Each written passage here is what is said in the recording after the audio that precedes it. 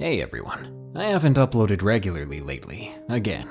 So let me take a moment to update you all. It's another week of family-related stuff for me. My divorced parents are both getting married to their new partners on the same month. Yeah, it sounds awkward, I know. So I'll be back to a normal upload schedule as things settle down again. But don't start thinking I'm lazy. I spent all day yesterday working with a new female narrator to bring you a new hour-long episode on childhood horror stories. That'll be coming up in September.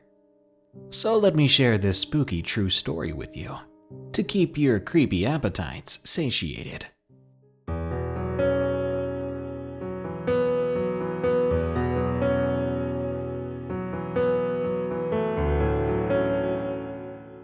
Creature in the Woods, from Twilight Dreamer 87. I was a 24-year-old girl. I had a friend named Teresa who owned a house in Texas that was surrounded by woods. There are houses on the outside of those woods, but they're not very close to this house. She lived there with her husband and 3 kids for about 5 years and never once had any issues. Her husband worked out of town a lot, and when the kids were at school, she'd be alone most of the day, since she was a stay-at-home mom. The house sat on 10 acres or so. It had a small pond and a creek that ran all the way through the center and into the woods. When she first moved in, she and I used to walk around through the woods and around the creek, talking and enjoying the scenery. It was always beautiful, always relaxing, so we made this a tradition. Until we ran out of new places to explore. After a while, she took in a rescue dog, a beautiful 1-year-old boxer named Allie. Allie was shy at first, but she warmed up to Teresa and the kids, who were 9, 10, and 18 years old. Allie became protective of her new family. She knew who was friendly and who was a stranger. She didn't really bark at animals, but there were times when another random dog would show up, and she would assert her dominance, as expected, letting them know it was her territory. She never attacked or seemed aggressive towards me or anyone really. You could often find her in the garage on her bed. She did not like going inside much, and enjoyed rolling around in the grass when the sun was out. They'd ask me to house sit for them a few days, as they wanted to take the kids on vacation for the summer to a water park about 6 hours away. Of course, I said yes. I loved their place. It was gorgeous and had big 8-foot-tall windows all around it.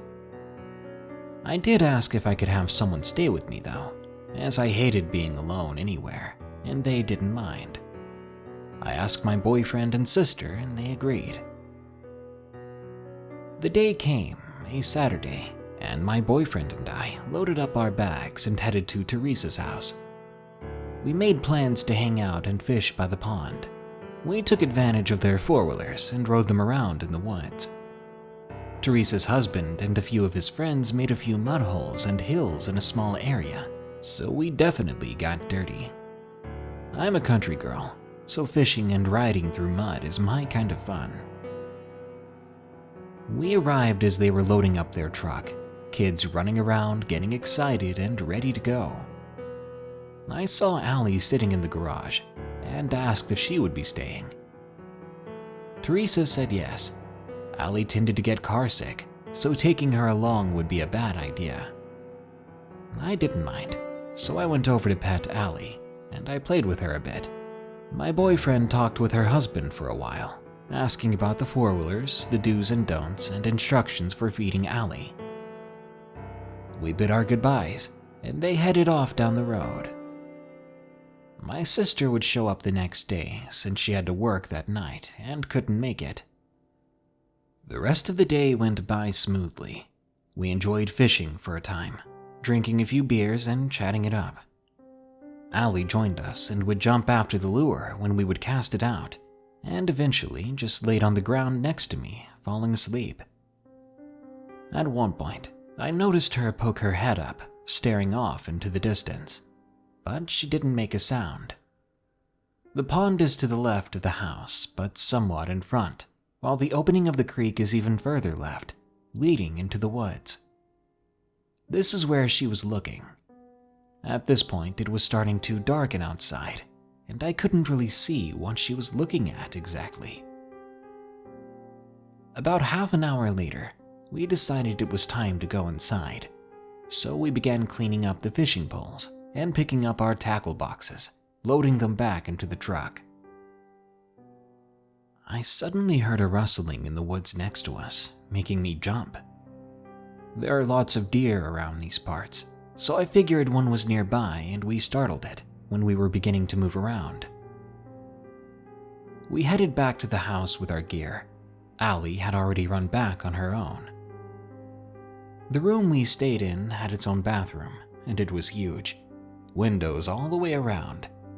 The shower was stunning, and we even had our own jacuzzi bathtub and 2 walk-in closets. As there were no other houses around, I immediately undressed without a worry and climbed into the shower. My boyfriend was cooking in the kitchen, and I could smell it all the way up to the bathroom.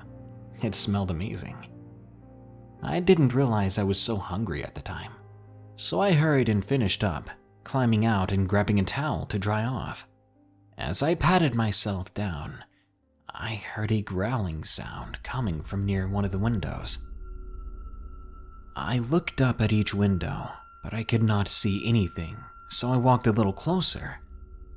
All I could see then was my own reflection, though. The sound came again. It kind of freaked me out, but then I remembered Allie. I smiled and assumed it was her, so I rushed to finish getting dressed, then ran into the kitchen. I told my boyfriend about it, but he said it was probably Allie growling at a rodent or something. We ate, watched a movie, and decided to head to bed as it was already midnight, and we wanted to get an early start the next day. I fell asleep rather quickly, which isn't the norm for me at all, but I was awakened by a sound that scared the hell out of me. At around 2 a.m., I heard the growling again. This time, it was deeper, angrier than before. I slowly reached over to try and wake my boyfriend, but he just wouldn't wake up. He's a heavy sleeper. I laid there listening, and I could hear something walking around outside, but this room had blinds, so I couldn't see anything. I got up and walked over to a window, still hearing those footsteps, but it didn't sound like Allie. It sounded bigger. I peeked out through the blinds, and I could faintly make out a figure in the shape of a dog, or at least something similar. And I knew then that it wasn't Allie. You see, Allie is white and tan, so I would have been able to see the white part of her at least. But this thing was covered in darker fur. Scared, I ran back to the bed and laid there, until eventually I fell asleep. The next day, I told my boyfriend about what happened, and he laughed it off, saying I must have been dreaming. I couldn't help it and argued back that he needed to take me seriously and stop making fun of me, because I was for real scared. But this only pissed him off at me, so he left to go ride one of the 4-wheelers. I begged him not to leave me alone there, because I didn't feel alone at this house. A few hours later, he finally comes back. We have a late lunch together and go to the game room to play some pool. I told him I wanted to go for a ride, but he insisted that I stayed inside. Annoyed, I told him I was going to go play with Allie then. So I walk outside and feed her, waiting patiently for her to finish. I sit there and have a smoke, looking out over the land, and see something moving in the trees. I'm staring intently, trying my hardest to make out the shape, but it's too far away. Just then, Allie perks up and looks in the same direction, beginning to growl. Knowing how she is and seeing her hair stand up, I slowly stand, watch her, and start walking toward the door. She's growling louder as I run inside and call for my boyfriend, telling him to come out quickly. When he gets outside, Allie has run toward the creature at this point, and I start to yell for her to come back. Once we get to the end of the driveway, we can hear Allie barking like mad.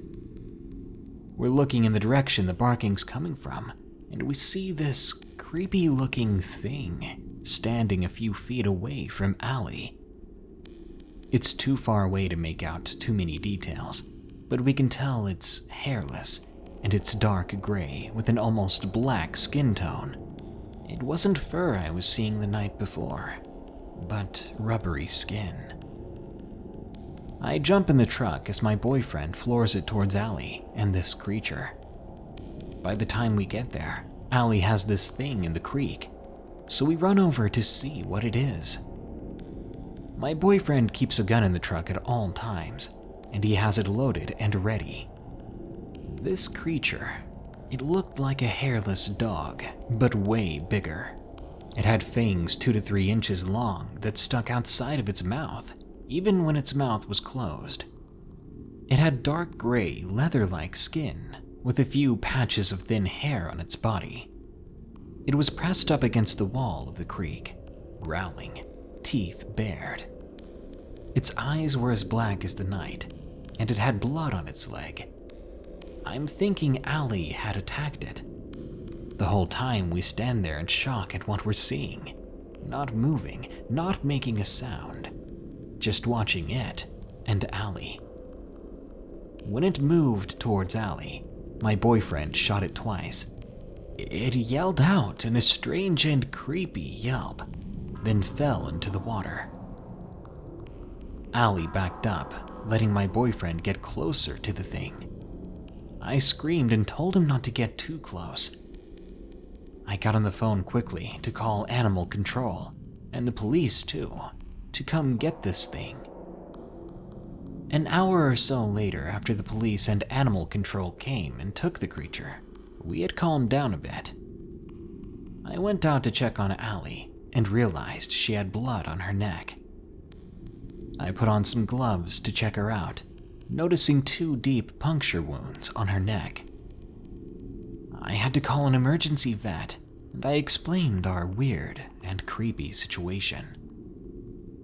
He said I needed to contact animal control first. I called Teresa earlier and filled her in on the situation. She said they'd be back the next day and that I could leave the house, but I needed to take Allie with me.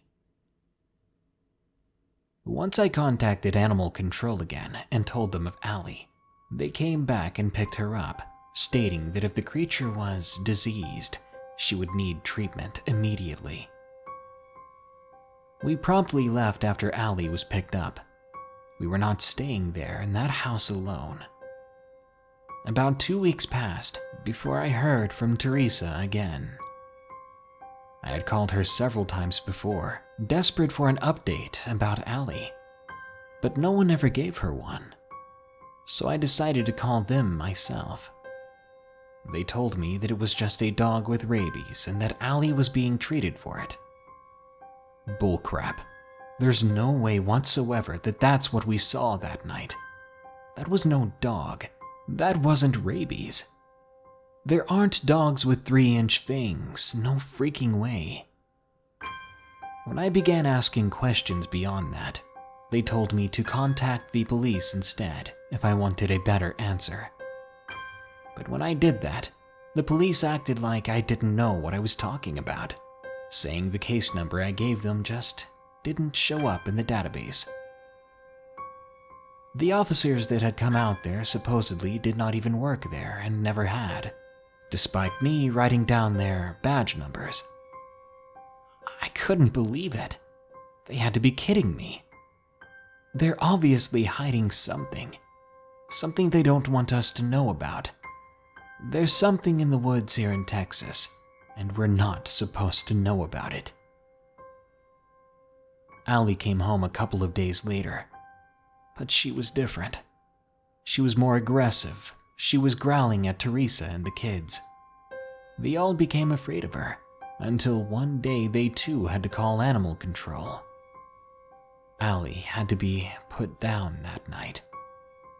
She had bitten the animal control officer when he stepped out of his truck. Something happened to Allie, and it wasn't rabies. But no one will tell us what the hell is going on. If you live in Texas, if you live close to the woods, keep an eye on your children and your pets, because even if the things we don't understand don't even attack them, they're still in danger. And so are you.